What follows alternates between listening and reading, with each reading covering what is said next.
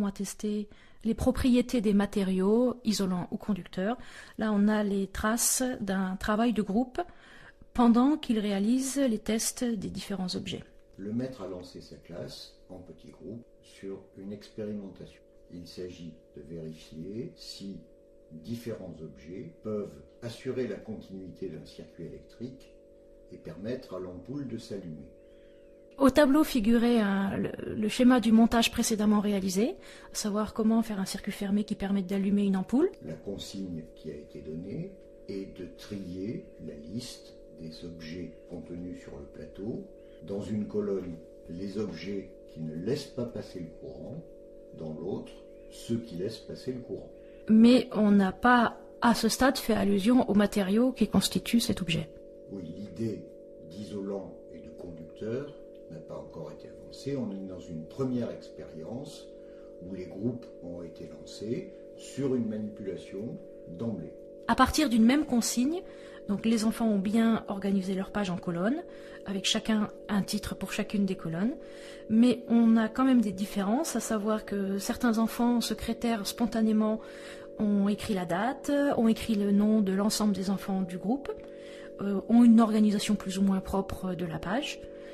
Et si ces écrits sont en fait des écrits intermédiaires et qui vont simplement servir lors d'une synthèse organisée dans la classe, ils pourraient tout aussi bien terminer ou faire partie du cahier du secrétaire du groupe. Tous les écrits produits en classe n'ont pas forcément pour vocation de figurer sur le cahier d'expérience de tous les élèves. L'intérêt quand même d'être passé à l'écrit, c'est qu'un des enfants a rajouté dans la classe que c'était les métaux qui laissaient passer le courant. Donc on a aussi une indication pour les séances suivantes. Il y a déjà une certaine forme de conclusion qu'un des groupes a tiré de cette première manipulation. L'intérêt de cet écrit, là, c'est juste mémoire pour prise de parole ensuite et continuer la recherche avec l'ensemble de la classe. Dans le cadre d'un travail sur l'électricité, les enfants ont représenté le montage réalisé avec piles, ampoules et fils. Et là, on tombe sur un très beau dessin. Il y a même des encadrés, des agrandissements, oui. Mais il y a aussi du dessin d'art, là. On a des ombres. Oui, moi, c'est un dessin qui m'inquiète un peu finalement, parce que je ne suis pas sûr que le temps passé soit proportionnel à la compréhension du circuit. Et là, je ne sais plus quel est l'objectif. Il y a une maîtrise du gros plan, voire de la perspective, mais quel est l'objectif? Et j'ai un peu le sentiment que la notion de circuit électrique est un peu perdue dans le dessin. Là, on pourrait même penser que pour l'enfant, le circuit électrique, ce sont les deux fils, puisque c'est ce qu'indique un de ses encarts, et qu'il a même donné une importance au nom de la pile, à ce qui était inscrit sur la pile. Ça, c'est le souci de détail, mais si l'objectif était comment allumer une ampoule, ça ne permet pas vraiment d'y répondre. Je pense qu'on est peut-être un peu trop loin du schéma fonctionnel et un peu trop sur un dessin d'observation finalement qui éloigne de l'objectif. Je ne suis pas sûr que l'enfant qui a fait ce dessin ait pour autant la maîtrise du circuit électrique. Et puis inversement, on a des exemples, notamment en astronomie, où le dessin est manifestement erroné, mais peut-être plus par manque de technique de représentation, que par erreur de compréhension. La source de lumière n'est pas alignée avec l'ombre, c'est pas pour autant que le phénomène n'a pas été compris, et à l'inverse, j'ai un peu le sentiment que le dessin est en dessous de la compréhension. Oui, il a placé la zone d'ombre, mais il n'a pas su complètement l'orienter. Il a compris qu'il y avait une face cachée et une face exposée au soleil. De dessin, il n'y a pas forcément une erreur de compréhension du phénomène qui était quand même l'objectif de la séance. Donc là, le problème, c'est quand même aussi quel temps accorder à la représentation dessinée ou schématisée pendant l'expérience et quelle valeur accorder à cette représentation après coup, quel lien on va faire avec la compréhension de l'enfant.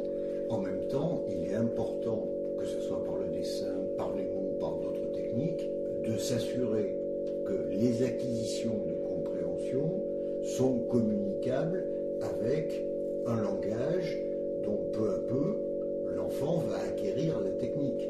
Mais il y a quand même une difficulté ici à pondérer les efforts à chaque étape et à maintenir un équilibre entre la compréhension de nature scientifique et d'autre part les outils techniques pour la communiquer, qu'il s'agisse de langage ou de dessin, parce qu'on pourrait avoir la même discussion sur l'orthographe.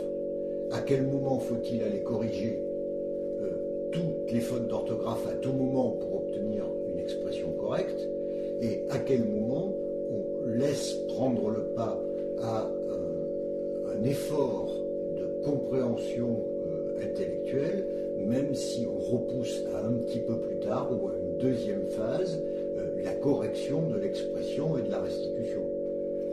Ça, le problème de savoir quand on traite les choses. Si on traite les choses tout de suite, les problèmes qui apparaissent tout de suite, ou en différé, ça se voit aussi dans le traitement des données. Est-ce qu'il faut tout de suite transformer les données telles que les enfants, les relevés que les enfants font pendant les expériences. En fait, on se pose toujours la question de savoir quand on est en sciences, quand on passe en dessin, quand on passe en mathématiques ou quand on passe en orthographe. Ce dont on a tous été témoins, c'est qu'à partir du moment où les enfants travaillent par groupe et qu'ils manipulent, bien souvent, le ton monte. Plus ils sont habitués à manipuler, plus ils ont l'habitude de mettre en route des expériences, moins ils se sentent énervés, excités et à ce moment-là, on arrive à avoir une classe avec des enfants qui manipulent le tout dans le plus grand calme. N'empêche qu'un des signes qui nous dit qu'il se passe quelque chose dans un groupe, c'est quand même quand le ton monte. C'est le rôle du maître que d'aller poser des questions aux enfants, leur faire dire clairement pourquoi ils ne sont pas d'accord, qu'est-ce qu'ils voulaient prouver. Quelquefois, le ton monte parce que celui qui est chargé de noter ce qui a été dit dans le groupe ne note pas précisément ce qui s'est passé. Ou bien alors parce qu'un des enfants a voulu faire quelque chose et que l'ensemble du groupe a refusé de le mettre en place parce qu'il n'y croit pas. Ou bien alors que telle idée n'est pas prise en compte. Et là, c'est peut-être au maître, enfin c'est même sûrement au maître, d'aller pouvoir dire aux enfants, notez l'ensemble de ce qui fait que vous n'êtes pas d'accord, et on en parlera tout à l'heure en grand groupe.